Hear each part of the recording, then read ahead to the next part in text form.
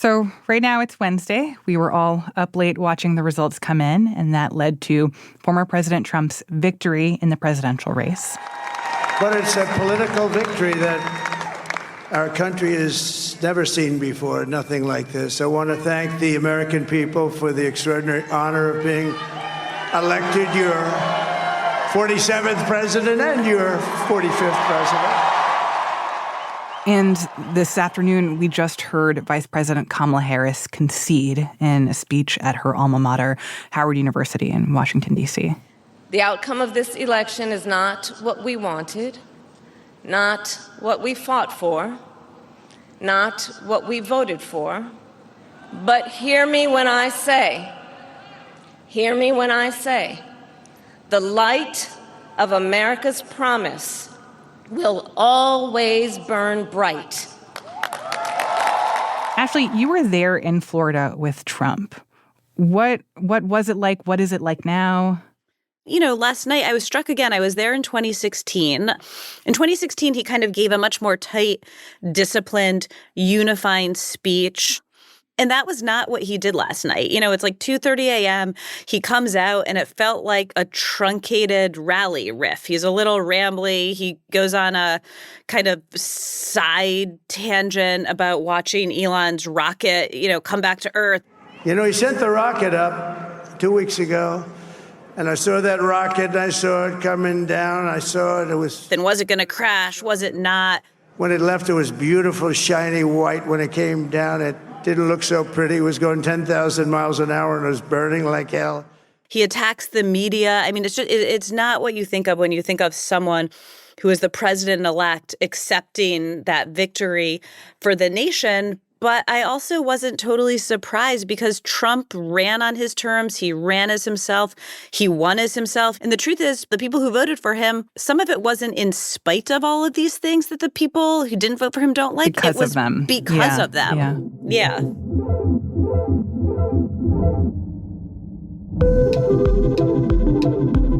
Welcome to the Campaign Moment on this Wednesday, November 6th. I'm Martine Powers, co-host of Post Reports.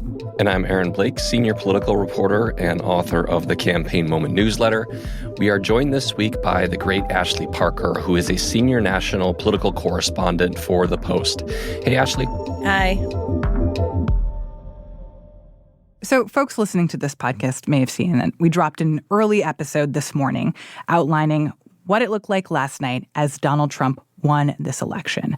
That big moment when he won Pennsylvania, the call in Wisconsin that really put him over the top. But now we're going to dive deeper into how Trump won and what his win means for the Republican Party. We're also going to be talking about how Democrats are responding to all of this and the recriminations in their own party, questions about how they move forward, and of course, the significance of a potentially decisive Republican majority in the U.S. Senate. So, Ashley, I want to start by asking you the big question that I think is on everyone's minds. How did Trump pull this off? I mean, what happened here was that Donald Trump ran unapologetically as himself. He had a much more disciplined campaign, but he had all of the tendencies that the people who don't like him love to hate about him. And he won in a major way. There is a world in which he wins every single battleground. Those results are still out. He improved his margins. There's a world in which the electoral vote and the popular vote align, which is something that's very important to him, someone who cares about numbers and winning. Mm-hmm. And he did better with just about every major group than he had in the past. Yeah, I think that was really the story here. You know, we focused a lot on groups like Black voters and especially Black men. We focused on Hispanic voters and whether they would shift towards Trump. And they certainly did that, I think, especially Hispanic voters.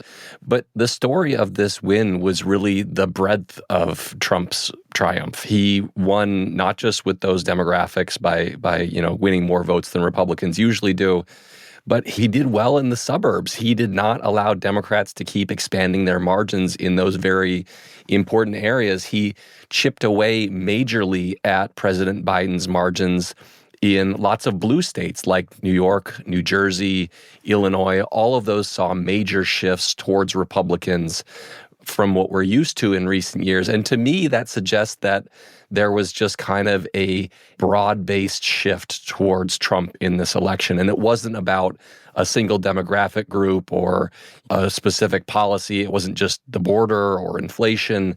It was all of these things combining to create an environment in which Americans of all stripes decided that they wanted a return to a Trump presidency. But I do want to talk about some of the issues that people were voting on here, because I think one thing that we heard from voters again and again was this sense of, I feel like my life was better 4 years ago than it is now. And people talked about that in relation to the economy, and that pocketbooks were better, or they felt safer, that there was just a lot of nostalgia for the end of the Trump presidency. And I think there are questions about whether or not those memories are actually accurate, thinking about what that last year looked like with the pandemic. But that's what we were hearing again and again, of a sense of voters of all stripes saying, I feel like my life was better 4 years ago under Trump than it was now.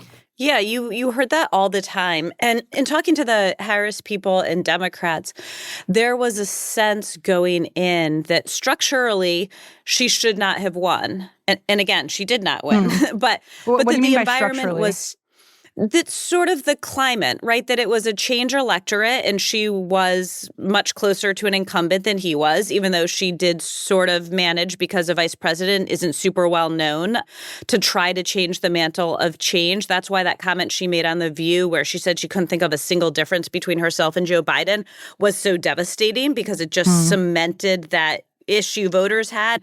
When you look at issues where Trump does well, it does better than her, does better than Democrats, like the economy, like immigration, those were top of mind for voters. And, there was a sense that if it had been any other candidate other than Donald Trump, who had a sort of personality and character and ensuing chaos that a lot of voters don't like, that there's no way she could have won. Even before we got those results, there was a sense that she could have been nearly flawless and still lost. And one thing I'll say that I think is interesting, because of course the losing party faces all sorts of recriminations, but Trump's victory, is shaping up to be just so clear that it feels like the nitpicking and the, quarterbacking and the going back and figuring out what went wrong for Democrats and Harris will not be about, if only she had distanced herself more clearly from Biden on Gaza, she might have done better with Arab American voters in Michigan, right? Like, what the Democrats are going to have to grapple with is so much more sweeping than a few campaign decisions or gaffes. But I also want to ask the question of, what seems to me like the big question is the fact that Harris has only been in this race for a few months. And in terms of the Monday morning quarterbacking, one of those questions is, did President Biden messed this up for Democrats? Or, if he dropped out of the race earlier, if he dropped out of the race a year ago or decided not to run again, would things have been different?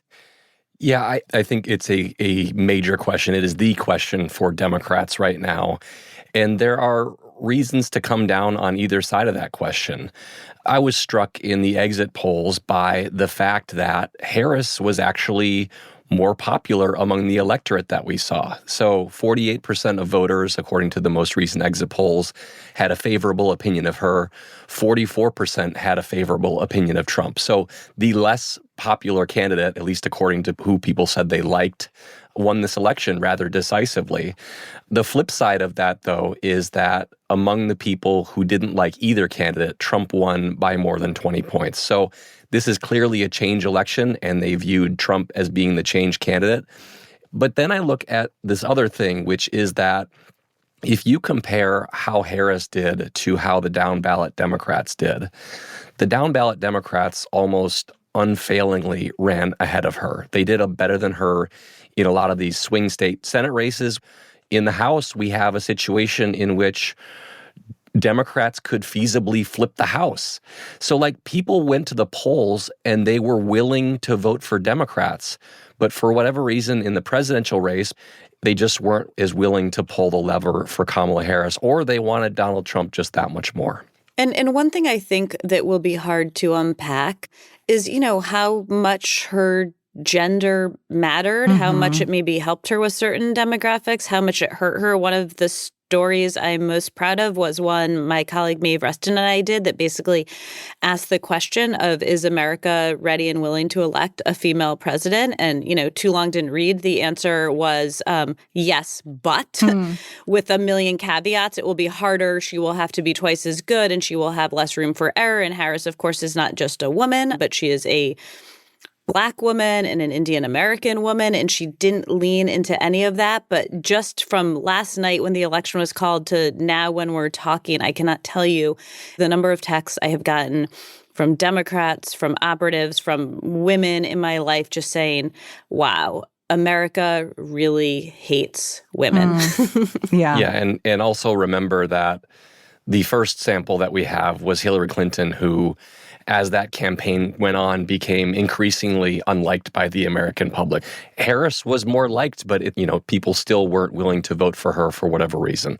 Can I ask one more thing specifically about the abortion question and how it relates to how women voted in this election? I mean, we saw abortion ballot questions in states around the country, and the majority of them did well. And people sort of demonstrated that they were interested in protecting abortion access. And throughout the campaign, that has been one of the narratives we've heard from the Harris folks, that because abortion was on the ballot and because there's this sort of general concern among women about protecting abortion rights for the future, that would help buoy the Harris campaign. But that didn't seem to have worked. And there seems to have been this mismatch between many of these ballot measures being successful, people voting to protect abortion access, but that not actually affecting them voting against Trump. Can you explain what was happening there? Well, there's an irony in this, in that these ballot initiatives, which so helped the Democrats in these special elections and midterm elections, may have actually backfired because it gave voters the choice to go to the polls and vote how they wanted on abortion. And then also, as we've been discussing, maybe hold their nose, and in some cases, maybe not hold their nose at all, maybe very enthusiastically, then vote for what felt good about their lives, what felt good about the economy, what felt good about interest rates and refinancing their homes or buying a first home and the price of groceries under Trump. And Trump's team was very aware of this. There was a push to make him support a national abortion ban. And his team laid out a presentation that was a very political presentation, right? It wasn't about what he thought about the issues of reproductive rights. It wasn't about, when he thought fetus became a baby. It was the Electoral College map. They brought him the Electoral College map, and they said, look, these are the states that have whatever protections on abortion up to this week, up to that week. And they pointed to the blue wall, and they said, if you support any sort of national ban, Democrats will be able to say that in these critical states, in Pennsylvania, in Wisconsin, in Michigan, you are rolling back abortion protections. You are taking them backwards. But if you just leave it up to the states, people can vote how they want, and then they can vote how they want for president. And it seems like that's what they did. Oh, interesting. So there was a sense of like, well, I have my feelings about abortion, and those feelings are represented in me voting on this ballot measure, but that doesn't have to affect how I think about Trump, and I still like him, and I still get to vote for him and also protect my abortion rights. Yes, I don't want to minimize it by saying they could get it out of their system, right? Because people feel very strongly about this, but they could register their very strong feelings and then totally separately vote for who they wanted to be their president. That's so interesting. All right, we're going to take a quick break there. And then after we come back, we will talk about what the future looks like under a Trump administration. We'll be right back.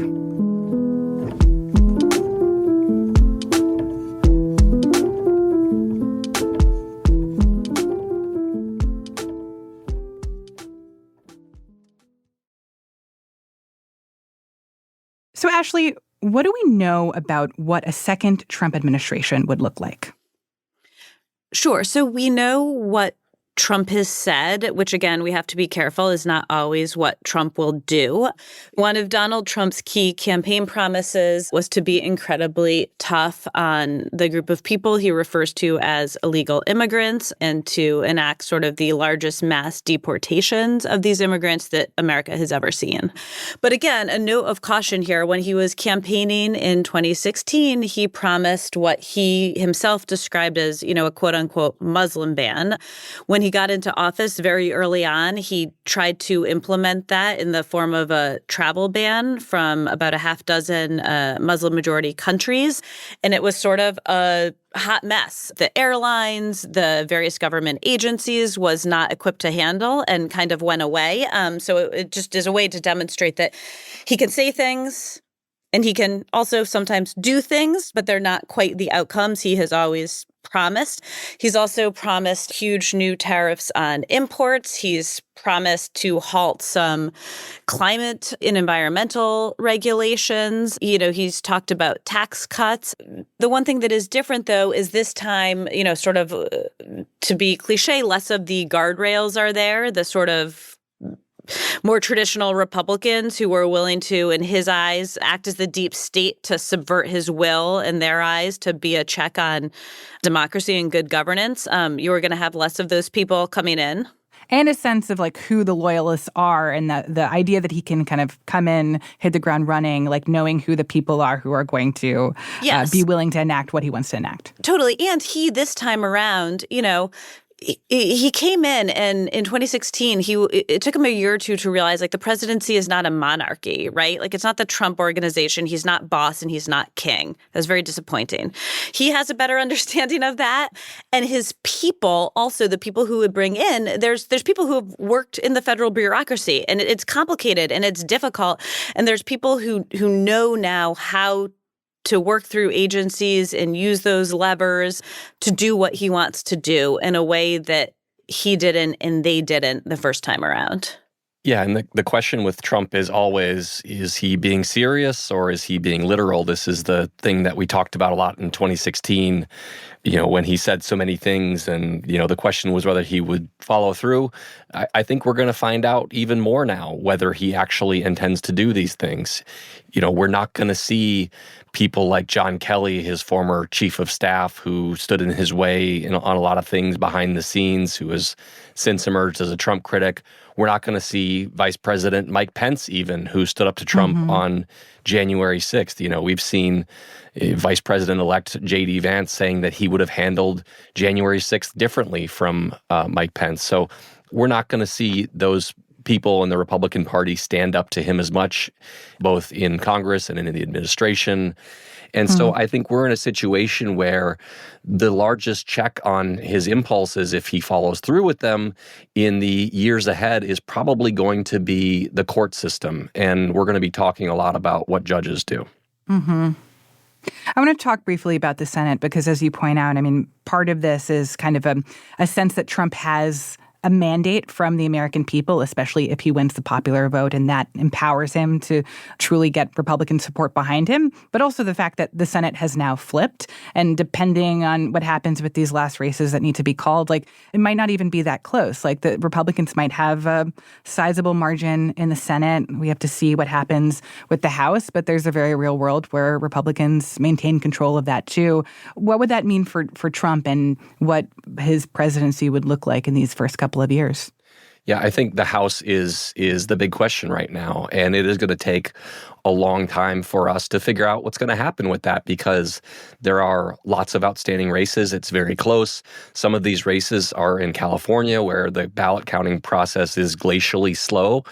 And so there's going to be a lot of attention focused on that because it is Democrats' best shot at a check on Trump. They'll have probably the filibuster in the Senate. Democrats are probably glad they didn't get rid of the filibuster now because Republicans might have a big majority, but they're not going to have 60 votes. But there are fewer things standing in his way. And, the results in the House are going to be very significant. And I think that it's going to be a situation in which he is empowered to do more things even than he did in the first 2 years of his presidency when he had the trifecta. There is going to be more of a structure around him that enables him to try and do things, less questioning from the Republicans around him and administration officials. And it's going to be, I think, a very different presidency even from the one we saw in 2017 through 2021. You know, the other interesting thing is a lot of the people in the first Trump administration who stood up to him or publicly defied him, and by stand up to him, I mean both on the issues when they disagreed, but also on a lot of his language and rhetoric and calling it out if they viewed it as racist or sexist or misogynistic or xenophobic, are gone. They, were either primaried or they left the Republican Party or they left politics in general because they just didn't see a future in a MAGA era, in a MAGA Republican Party. So the interesting question to me will be when disagreements arise within the Republican Party and the president, as they will, how do people handle him? And the most effective people I have observed in general with sort of handling Trump are the ones who don't really do it publicly and treat him more the way you would a wayward child and maybe do it privately and with flattery and gently. And so it will be interesting to see who kind of grows into that role. If House Speaker Mike Johnson, if Republicans keep the House and he stays Speaker, how he manages to disagree when he disagrees with President Trump, whoever the new majority leader is in the Senate, what sort of relationship they have with him and how they manage to sort of nudge and cajole him behind the scenes. Because again, the people who are most effective with him are often the ones who do it with carrots rather than with sticks. I think a big early testing ground for what is going to happen in the next 4 years and how Republicans in Congress are going to handle Trump is on the issue of Ukraine aid. This is something that Trump has kind of had a very nebulous position on. He's more skeptical of Ukraine aid than a lot of his more hawkish Republican members of Congress are. And despite that, eventually House Speaker Mike Johnson got a package through that a lot of the more hawkish members in his conference wanted. They felt it was important, and they really massaged that issue even though Trump wasn't really on board with it. So I think it's going to be a very big question early in the Trump presidency about whether there is a push for more Ukraine aid or the Republican Party kind of gives Trump what his impulse seems to be, which is to cut off that aid. And that'll be a big signal of whether Republicans in Congress are willing to legislate in ways that might make Trump uncomfortable and really push for things that they feel are very important, even if they're difficult to try and get done. I think that's going to be the big early one that I'm watching for as far as what's ahead in the next 4 years. Yeah, there are so many questions around, like, how does this affect foreign policy going forward? Ukraine, Gaza. I think we're planning on having a post-reports episode in the coming days to explore more of that.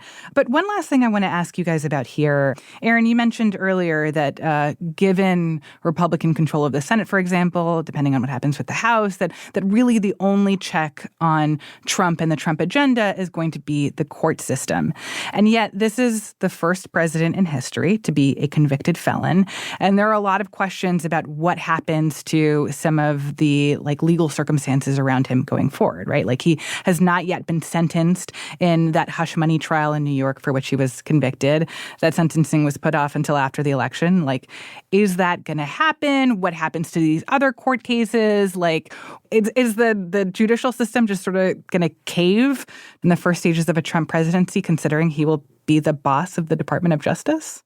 Yeah, I think there are lots of questions here, including whether Trump feels inclined to pardon himself for these federal cases, which he can do. At least the January 6th case is the kind of one remaining out there. The classified documents case is out the window at the moment. Also, are these prosecutions even going to move forward? He's going to be the incumbent president. Do the prosecutors decide that that's something that they no longer want to pursue? Certainly, having those cases be taking place while he's running the country is not an ideal circumstance, no matter what you feel about the things he did in the past. So it's a really big question. We don't have a lot of clarity right now, but I expect we will get some in the days ahead. Yeah, Aaron is totally right. But in Trump's mind, this entire time, it was much more black and white and binary. It was like, if I win, this all goes away. And yeah, the question is whether that will be the case. But Totally. Certainly it will help him. So looking ahead to coming days and weeks as this transition period kicks off, what are you both going to be paying attention to? I'm going to be looking at, of course, who he's choosing to surround himself with. First and foremost, his chief of staff. There's a lot of thinking it might be Susie Wiles, who's essentially his campaign manager, very disciplined, very good with him, ran a very professional campaign. I don't know how much she's a campaign person, right? A Florida campaign person. I don't know how much she knows about the levers of power in the federal bureaucracy, but she's certainly a smart, competent person who could probably pick that up quite quickly. So who his cabinet is, of course, who his attorney general is. That was a big point of contention in his first administration. He wanted a personal lawyer to go after his enemies. I think that's who he's going to try to appoint this time. And then, of course, two more things. What a Trump administration looks like when Trump comes in with something of a mandate, right? How does that change things? And again, we were talking about, how did Harris lose? What went wrong? But I think the bigger question for me, again, is Trump did all these things, and there was a sense initially that if he won, it might be in spite of it, but it is also very much because of it. Yeah, I think the big question in the coming days is the rhetoric, not just of Trump, but also of his base of support. How emboldened are they to really go hard on some of these things? How angry are they about the critics who stood in their way? I think we're going to get a pretty good sense of in which direction the Trump presidency could be headed in a matter of a few days here. Well, that's it for today's episode. Ashley, thank you so much for being with us. Thanks for having me. Ashley Parker is a senior national political correspondent for The Washington Post. And before we go, don't forget to subscribe to Aaron's newsletter, also called The Campaign Moment. You can find a link to the Campaign Moment newsletter in our show notes and at postreports.com. Today's episode was produced by Laura Benshoff and Sabby Robinson. It was mixed by Sam Bair and edited by Lucy Perkins and Mary Jo Murphy. Aaron, thanks so much. I will talk to you later this week for more on everything that is going on right now. Thanks, Martine. Talk to you soon.